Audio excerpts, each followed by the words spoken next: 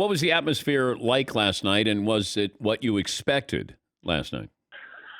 I'll tell you what, there were so many Dodger fans there last night. It was really cool. They traveled so well. They had a whole section like down the right field line, and then sprinkled in throughout the whole stadium. It was the first night, ironically, that Houston allowed a max crowd. So that was I'm sure they didn't do that on purpose, but that was pretty cool to see how many Dodger fans were there last night. It was awesome.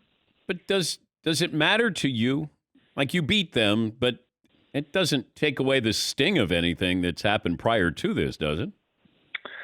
Yeah, I mean, if you ask me to rather win last night or win Game 5 of the World Series, I probably would pick that one, But I think, I think mentally coming back here and pitching well and, getting a win, I think there's a little bit of closure in that for me, a little bit. But, yeah, it doesn't take anything away. And I said that last night. You're not going to change what happened in the past. And but to come back here the first time and pitch here since that happened, I think there's I think there's a little bit of closure. That coupled with winning last year, I think helps.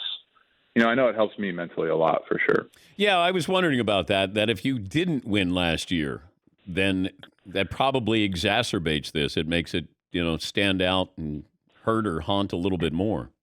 Yeah, it makes it harder for sure. Makes it harder.